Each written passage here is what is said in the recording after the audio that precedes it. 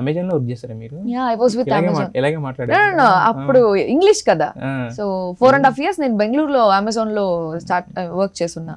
నేను నార్మల్ గా కూడా మాట్లాడగలుగుతా, but I choose to talk like this అంతే.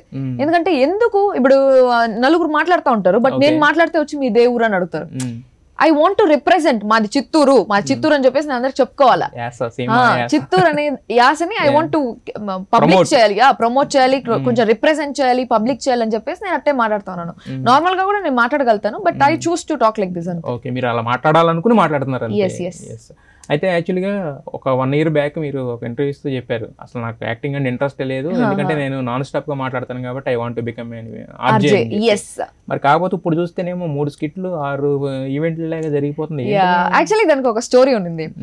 నాకు ఆర్జే అవ్వాలనేసి ఎప్పటికీ ఫర్ ఎవర్ నాకు ఆర్జే అవ్వాలి, బికాస్ నాకు మాట్లాడేది ఇప్పటికీ ఆర్జే అవ్వాలనేసి ఇష్టం అనమాట. ఎందుకంటే నాకు కొంచెం సెల్ఫ్ కాన్ఫిడెన్స్ తక్కువ, లో కాన్ఫిడెన్స్ అనమాట. నేను ఏం బాగుంటాను చూసేదానికి, కాబట్టి వీడియో జాకీ అయ్యేదానికన్నా రేడియో జాకీ అయితే కొంచెం మాట్లాడేది మాత్రమే ఉంటుంది కదా, కంటిన్యూస్ గా మాట్లాడగలుగుతాను నేను, బోర్ కొట్టనివ్వకుండా జనాలకి.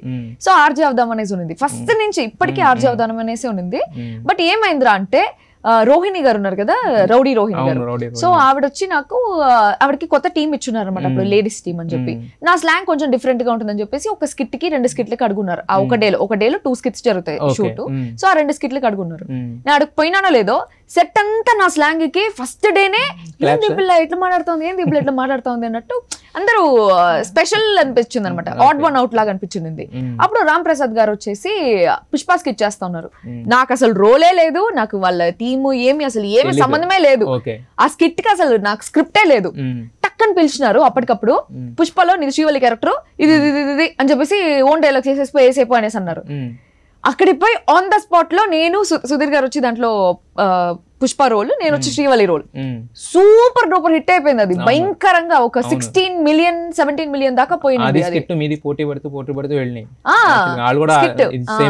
ఆ స్కిట్ పోటీ పడతా పోయింది. నేనేమనుకున్నా 2 skits నేను మామూలుగా టీవీ అంతగా చూడను, నాకు జబర్దస్త్ అంత పేరు వస్తుంది ఇదంతా నాకు తెలియదు అనమాట. సో నేనేదో 2 skits చేసినాను. ఆ తర్వాత రోహిణి గారి టీము ఏదో సమ్ ఇష్యూస్ వల్ల అది టీం తీసేసి స్పెషల్ టీం లాగా పెట్టున్నారు. పిలుస్తానే ఉన్నారు నన్ను మళ్ళీ స్పెషల్ టీం కి మీరు రావాలంటే, నేను రోహిణి అక్క కోసం వచ్చి చేస్తున్నాను 2 skits. నాకు జబర్దస్త్ అంటే అంత ఇంట్రెస్ట్ లేదంటే నేను చేయను అని చెప్పాను, ఎందుకంటే నాకు యాక్టింగ్ రాదు. బేసిక్ గా నేను పెద్ద ఆర్టిస్ట్ కాదు, ఏమి కాదు. ఫస్ట్ స్కిట్ లోనే గుమ్మేశారు. మాట్లాడమంటే మాట్లాడతా, యాక్టింగ్ ఏమంటే మనకే వచ్చు యాక్టింగ్, యాడ నేర్చుకునింది లేదు, ఇంతవరకు చేసింది లేదు. ఒక షార్ట్ ఫిలిం చేయాలా, ఒక సిరీస్ చేయాలా, ఏమే చేయాలా. సరే పిలుస్తానే ఉన్నారు, నేను పోలే 1 month. సరే ఒక 1 month తర్వాత ఏం చేసినారా అంటే, సర్లే పిలుస్తా ఉన్నారు కదా అనేసి చెప్పి అనుకున్నాను. దాని ముందు పుష్ప స్కిట్ రిలీజ్ అయింది.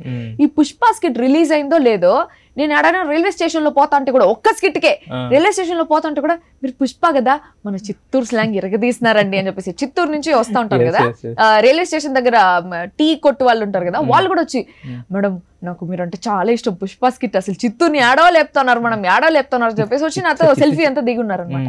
అక్కడ నాకు కొంచెం ఇంట్రెస్ట్ వచ్చింది. ఓకే, ఇంతవరకు చిత్తూరు అనే ఊరు బయటికి రాలేదు, ఇప్పుడు నా వల్ల బయటకు వస్తుందంటే ఇంకొంచెం చేద్దామనేసి అనుకున్నా. సరే 1 month తర్వాత, మధ్యలోనే అసలు చేయలేదు, 1 month చేయలేదు, ఫస్ట్ 2 skits తర్వాత మళ్ళీ పోయినా, మళ్ళీ పుష్ప స్కిట్ ఇచ్చినారు. ఎందుకంటే మన వాయిస్ బాగా సెట్ అవుతాం కదా, సో మళ్ళీ పుష్ప స్కిట్ ఇచ్చినారు. అప్పుడు నేను పుష్ప లాగా, రోహిణి అక్క వచ్చి ఐ మీన్ లైక్ మా ఇద్దరే కొంచెం ఉండేలాగా అట్లా Fahadh Faasil type. First skit Sudheer గారి స్కిట్ చేసింది, సెకండ్ స్కిట్ వచ్చి మేము సెపరేట్ గా ఇండివిజువల్ గా చేసింది.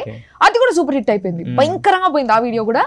దాని వల్ల నాకు రోహిణి అక్కకి కాంబినేషన్ బాగుంది అనేసి అందరు చెప్పేది స్టార్ట్ చేస్తున్నారు. సో మళ్ళీ థర్డ్ స్కిట్ వచ్చి ఈసారి ఆది గారితో చేసినాను అనమాట. సేమ్ మళ్ళీ పుష్ప రోలే వచ్చింది. అదైతే సూపర్ డూపర్ హిట్ అయిపోయింది. నాకే సెట్ లో యాక్చువల్లీ రిహార్సల్ చేస్తుంటే సెకండ్ టైం మళ్ళీ అదే దానికి నవ్వు రాదు. ఆన్ ద స్పాట్ ఆది గారు డైలాగ్ వేస్తా ఉంటే నా వల్ల కాలే తట్టుకోండి, దానికి నేను నవ్విన. నేను నవ్విన దానికి ఆ స్కిట్ భయంకరంగా హిట్ అయిపోయింది. సో మీ స్మైల్ లో అంత పవర్ అన్నమాట.